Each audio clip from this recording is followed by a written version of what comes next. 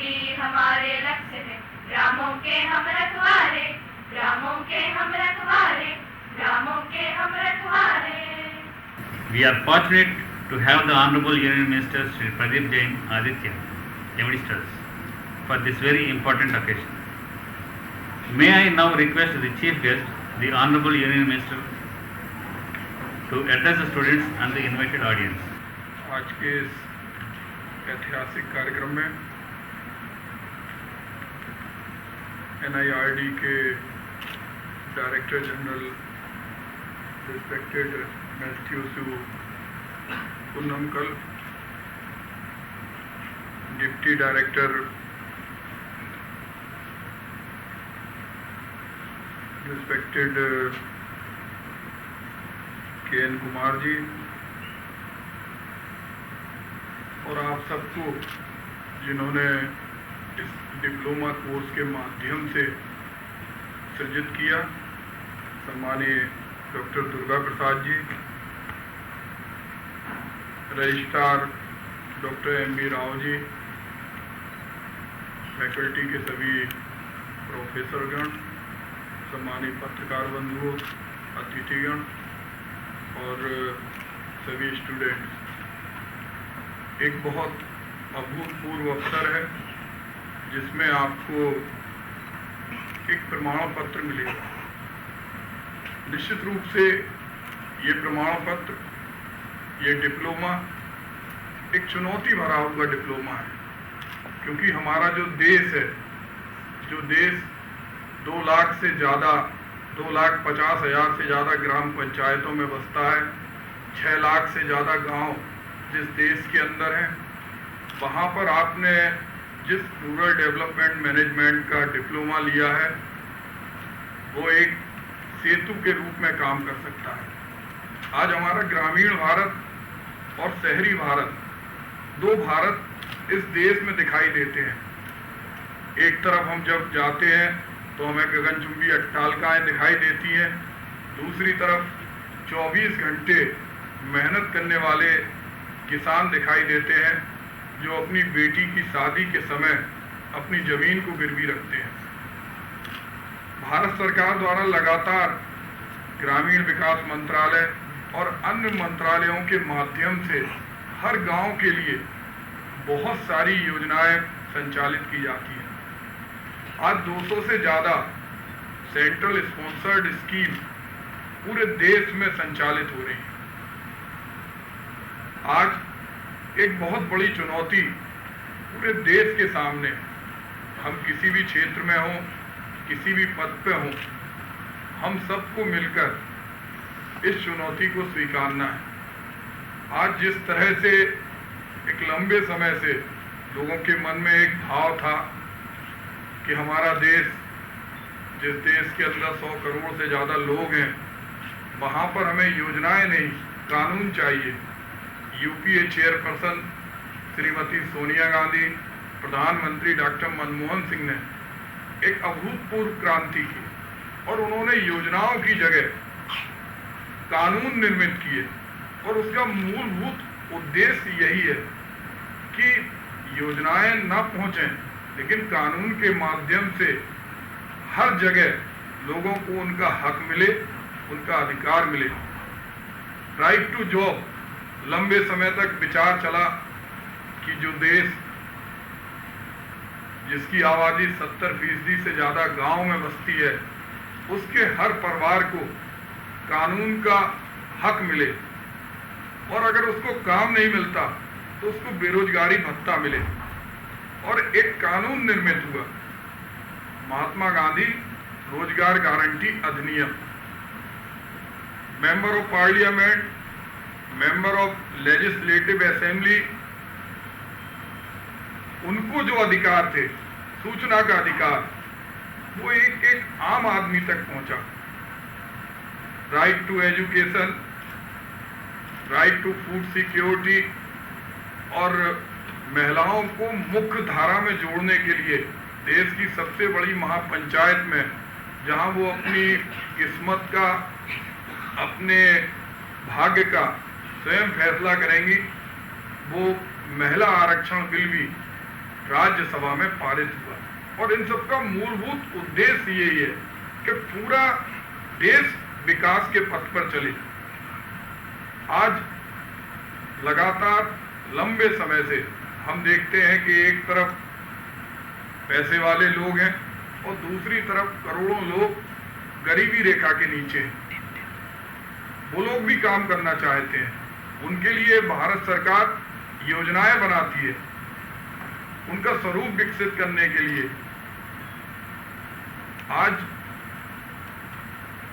आजादी के 60 साल बाद भी देश से गरीबों की संख्या और गरीबी रेखा के नीचे रहने वाले लोगों का जीवन स्तर उठाने के लिए लगातार कार्य कर रहे हैं। आज बहुत सारी हमें सफलताएं मिली हैं, लेकिन जब तक हम अपने पूरे लक्ष्य को प्राप्त नहीं कर लें, हमारे सामने एक चुनौती रहेगी। आज ग्रामीण विकास मंत्रालय के माध्यम से बहुत सारी फ्लैगशिप स्कीम है, बहुत सारी ऐसी योजना है जिसमें अगर किसी गरीबी रेखा के नीचे रहने वाले व्यक्ति के पास काम नहीं है तो उसके लिए 40,000 करोड़ से ज़्यादा धनराशि भारत सरकार ने महात्मा गांधी नरेगा के अंदर प्रावधान किया है। इंदिरा आवास, एक व्यक्ति जिसके पास रहने के लिए घर नहीं है उसके लिए 45,000 रुपये भारत सरकार द्वारा दिए जाते हैं। और जो ट्राइबल्स बेल्ट हैं या पर्वतीय क्षेत्र हैं उनमें 48,500 रुपये दिए जाते हैं। और इनका उद्देश्य ये है कि हर व्यक्ति के पास अपना एक घर हो, हर व्यक्ति के पास अपने काम करने की क्षमता के हिसाब से काम हो। और जिन्होंने 100 दिन महात्मा गांधी नरेगा में काम प्राप्त किया उनको हम आगे 365 दिन में उन्हें रोजगार मिले। हमने वो SGSY जो स्कीम थी उसको NRLM में कन्वर्ट किया, नेशनल रूरल लिवलीहुड मिशन, उसको मिशन मोड में लिया कि वो व्यक्ति पूरे वर्ष भर काम करे। आज बहुत बड़ी आवश्यकता है कि ग्रामीण क्षेत्र में प्रबंधन के माध्यम से, क्योंकि अगर हम गांव की किसी भी माटी में देखें, हम देश के किसी भी राज्य में जाएं तो जहां हमें राजधानी बहुत ज़्यादा विकसित मिलेगी, वहीं जब हम गांव के क्षेत्र में जाते हैं तो हमें लगता है और कहना पड़ता है कि यहाँ पिछड़ापन है, यहाँ लाइट नहीं है, यहाँ पीने का पानी पूरी तरह से स्वच्छ नहीं मिल रहा है, यहाँ शिक्षा नहीं है, यहाँ स्वास्थ्य नहीं है। सारी योजनाएं बनी, चाहे सर्व शिक्षा अभियान हो, चाहे राष्ट्रीय स्वास्थ्य मिशन हो, सब योजनाएं बनी, लेकिन वो उन तक पहुंचे कैसे? हमने बहुत सारे क्षेत्रों में बहुत प्रगति की। हम टेक्नोलॉजी के क्षेत्र में आए, एक बिना पढ़ा लिखा व्यक्ति भी आज जो नहीं जानता भाषा को, जो ग्रेजुएट पोस्ट ग्रेजुएट नहीं है, बहुत ज़्यादा लिटरेट भी नहीं है, और वो मोबाइल का प्रयोग जानता है। राजीव जी ने एक सपना देखा था कि हर व्यक्ति की कनेक्टिविटी हो, एक क्रांति के रूप में इस देश में स्थापित हुआ। आज ग्रामीण विकास हमारे लिए सबसे बड़ा धर्म, सबसे बड़ा कर्तव्य है। आज जिन्होंने ये डिप्लोमा लिया वो बधाई के पात्र हैं, लेकिन सारे लोगों के सामने ये जिम्मेदारी है, क्योंकि ये माटी हमारी माँ के समान है। एक माँ जो हमें जन्म देती है और दूसरी माँ हमारी मातृभूमि है। और अगर हमारी माँ का आंचल हम नहीं संभाल सके, हम जिस आंचल में पलकर बड़े हुए हैं हम उसके लिए रिस्पॉन्सिबल नहीं हुए, तो निश्चित रूप से हमारा जीवन बेकार है। आज आवश्यकता है, जिस तरह हमें सेना पर, सीमा पर जवान की आवश्यकता है, उसी तरह देश की आर्थिक दर की उन्नति के लिए, देश में विकास की धारा को ऊंचाइयां देने के लिए किसान को विकसित की आवश्यकता है। आज प्रबंधन, क्योंकि हम देखते हैं आज शहर के अंदर अगर विकास है तो उसका मुख्य कारण है कि वहाँ लोग पढ़े लिखे हैं, मैनेजमेंट जानते हैं। गांव का व्यक्ति अलग अलग राज्यों में जहां ज़्यादा लिटरेट, क्योंकि हमारा फेडरल स्ट्रक्चर है, संघीय ढांचा है, संघीय ढांचे में अगर हम देखते हैं कि योजनाएं बन जाती हैं। अगर हम इतिहास उठाकर देखें, हमारा देश सोने की चिड़िया कहा जाता था कि यहाँ दूध दही की नदियाँ बहती हैं, और आज भी हम सुई से लेके हेलीकॉप्टर तक निर्मित कर रहे हैं। लेकिन कहीं ना कहीं हमें लगता है, जब हम सड़क पे चलते हैं, हम देखते हैं, हम जिस क्षेत्र से आए हैं उस क्षेत्र में जाते हैं, तो शहर और गांव में जब जाके हम देखते हैं तो हमें लगता है कि दो भारत है। ये भेद हमें मिटाना है। आज हमारे पास प्राकृतिक संपदा बहुत ज़्यादा है, हमारे पास तकनीक भी है। अगर हम अपना प्राचीन इतिहास उठाकर देखें, बहुत सारे क्षेत्रों के अंदर जहां आज हम वाटर मैनेजमेंट करने लगे, उन्होंने पहले ही उस मैनेजमेंट की परिकल्पना की थी। हमारे हम बुंदेलखंड के जिस क्षेत्र से आते हैं, पूरा पथरीला इलाका, जगह जगह चट्टानें, पानी, लेकिन उस चंदेलकालीन उस समय उन लोगों ने एक प्रबंधन की परिकल्पना की थी। व्यक्ति मंदिर बनवाए या ना बनवाए, मस्जिद बनवाए या ना बनवाए, गुरुद्वारा बनवाए या ना बनवाए, लेकिन वो तालाब जरूर बनाता था, वृक्षारोपण जरूर करता था। वो सबसे बड़ा दान इस माँ को संभालने में तालाबों का निर्माण और वृक्षारोपण समझता था। लेकिन धीरे धीरे लोग दौड़ते गए, भागते गए, लोगों के अंदर पलायन की स्थिति आई। लोगों को लगा कि हम शिक्षा लेंगे, हम गांव के किसी भी क्षेत्र से निकलें, हम गांव से निकलते हैं और गांव से निकलने के बाद हम राष्ट्रीय स्तर पर अच्छे संस्थानों में पहुंच जाते हैं, अंतर्राष्ट्रीय स्थानों पर पहुंच जाते हैं, लेकिन हम उस गांव को भूल जाते हैं जिस गांव ने अपने आंचल की गोद में हमें पाला पोसा है। आज हमारी सबसे बड़ी समस्या ये है, और हमें समझना चाहिए कि हमारे ऊपर हमारी माँ के साथ साथ मातृभूमि का भी ऋण है, और वो मातृभूमि हमें पुकार रही है। ऐसे में निश्चित रूप से आज आपके अंदर एक नई ऊर्जा संचालित की गई, सृजन किया गया। जिस तरह हम बहुत सारी फील्ड्स में जा सकते हैं, हर व्यक्ति, कोई भी व्यक्ति जो जन्म लेता है उसे उसके कैरियर में कोई ना कोई स्थान उसे मिल जाता है। लेकिन मैं समझता हूं कि जिन्होंने ये डिप्लोमा लिया है, post graduate diploma rural development management में लिया, वो वास्तव में बधाई के पात्र हैं, क्योंकि वो ऐसी चुनौती को स्वीकारने जा रहे हैं जिस चुनौती के माध्यम से हम सबसे बड़े धर्म का निर्वाह करेंगे। आज आवश्यकता है कि हम इस देश के अंदर, आज हम लोगों को इतनी सारी योजनाएं भारत सरकार से जाती हैं, चाहे पेयजल की हो, चाहे आवास की हो। इंदिरा आवास का हमारा बजट इस वर्ष का 10,000 करोड़ है। बैकवर्ड रीजन ग्रांट फंड वो भी 7,000 करोड़ है। प्रधानमंत्री ग्राम सड़क योजना, लोगों को लगता था कि गांव के अंदर कनेक्टिविटी नहीं है, वहाँ टीचर नहीं पहुँच पाता, डॉक्टर नहीं पहुँच पाता, और PMGSY के माध्यम से हमने देश के अधिकांश राज्यों में कनेक्टिविटी दी है। 12 सर्व ऋतु सड़क दी है, जिसके माध्यम से वो गांव जुड़े। लेकिन अब जो हमारे बीच में सबसे बड़ी चुनौती है कि हमने साधन तो उन्हें उपलब्ध कराए, लेकिन हमें उन्हें जागरूक करना है, हमें उन्हें बताना है। आज महात्मा गांधी नरेगा के माध्यम से अगर हम देखें, हमारे देश के अंदर 50% से ज्यादा आबादी 25 वर्ष से कम उम्र के युवाओं की है, महिलाओं की है 50%। वो महिलाएं, हम बहुत सारे राज्यों के गांव में जाते थे तो वो महिलाएं पुरुषों पर आश्रित रहती थी।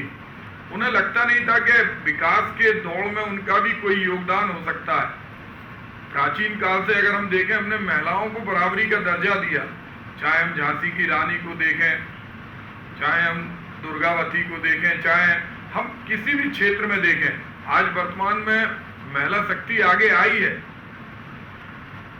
50% से ज्यादा महिलाएं महात्मा गांधी नरेगा के माध्यम से आत्मविश्वास से सज्जित होकर स्वयं रोजगार करती हैं, स्वयं बैंक जाती हैं, अपना कार्य करती हैं। लेकिन ये हमारा पड़ाव नहीं है, ये हमारा लक्ष्य नहीं है, ये हमारे सामने एक बहुत बड़ी चुनौती है। और मैं ये भी आग्रह करना चाहूँगा रिस्पेक्टेड डीजी मैथ्यू से कि आपका सेकंड ईयर है, ये सेकंड बैच है। हम चाहते हैं इसमें आप संख्या बढ़ाएं, क्योंकि जिस तरह से युवा इसमें आए हैं और मैं देख रहा हूं कि एक एक युवा के मन में इस भारत माता की सेवा करने की भावना है। एक एक व्यक्ति के चेहरे पे एक चमक है और निश्चित रूप से अगर हमें इस चमक के माध्यम से, क्योंकि आपका जॉब प्लेसमेंट होगा, फर्स्ट बैच के जितने लोग थे हमने देखा उनका बहुत अच्छा जॉब प्लेसमेंट हुआ, आपका भी जॉब प्लेसमेंट होगा। लेकिन हम चाहते हैं कि ये श्रृंखला के रूप में बढ़े, एक कड़ी के रूप में बढ़े, 2 से 4, 4 से 16, 16 से 14, उसको जितना हम तेजी से बढ़ाएंगे। आज बहुत से आंध्रा को देखें, चाहे कर्नाटक को देखें, हम धर्मस्थली गए थे, वहाँ हेगड़े जी ने दिखाया 15 लाख महिलाओं को उन्होंने स्वयं सहायता समूह से जोड़ा। वो महिलाएं जहाँ घर के काम करती हैं, घर के उत्तरदायित्व का निर्वाह करती हैं, वहीं राष्ट्र सृजन के लिए कृषि के क्षेत्र में भी अभूतपूर्व क्रांति करती हैं। सहकारिता के माध्यम से हम देखें, आज देश की कई स्टेट ऐसी हैं जिन्होंने सहकारिता के माध्यम से बहुत ऊंचाइयां स्पर्श की हैं। निश्चित रूप से जो हमारे छात्र हैं उन्हें बहुत अच्छे 3 सेमेस्टर में, जहां कक्षा के अंदर भी उन्हें बहुत अच्छी शिक्षा दी गई, वहां फील्ड में भी गए, उनके पास बहुत सारे अनुभव हैं और बहुत सारे अनुभव उन्हें को आगे भी मिलेंगे और उन्हें इन सब चुनौतियों से निपटना होगा। क्योंकि आज हमारे सामने बहुत सारी समस्याएं हैं। आज करप्शन एक बहुत बड़ी समस्या है, जो भ्रष्टाचार है, उस भ्रष्टाचार से भी हमें मुक्ति दिलाना है। इस भारत को एक चुनौती है और ये सबसे बड़ी चुनौती उस समय है जिस समय ये चुनौती केवल बड़े लोगों तक ये बीमारी व्याप्त थी, चुनिंदा लोग भ्रष्टाचार करते थे। लेकिन आज जब हम देखते हैं गांव के अंदर भी इसने एंटर कर लिया, गांव के अंदर भी अनेक लोग सिंथेटिक मिल्क बेचने लगे। अभी हम टीवी पे उस दिन देख रहे थे कि सब्जी के अंदर ऑक्सीटोसिन के इंजेक्शन लगने लगे, फलों को रंगने लगे। ये दुर्भाग्यपूर्ण स्थिति है, लेकिन हमें निराश या हताश नहीं होना है। जिस तरह आपको आपके प्रोफेसर ने, डायरेक्टर जनरल ने और डॉक्टर दुर्गा प्रसाद जी ने और सभी लोगों ने, डॉक्टर सिंघल से भी हमारी रास्ते में यही बात हो रही थी कि निश्चित रूप से इस डिप्लोमा के माध्यम से आने वाले समय में आपको प्रयास करना है, क्योंकि हम सूरज बन के नहीं जल सकते। अगर हम सोचें कि चारों तरफ, हम निराश होकर नहीं बैठ सकते। आज जब हमारी स्कीम कानून का रूप ले रही है, हमें प्रकाश का एक दीपक बनना है। अगर हमें अंधेरे से लड़ना है, हम परिकल्पना करते रहें कि हमारे चारों तरफ डार्कनेस है,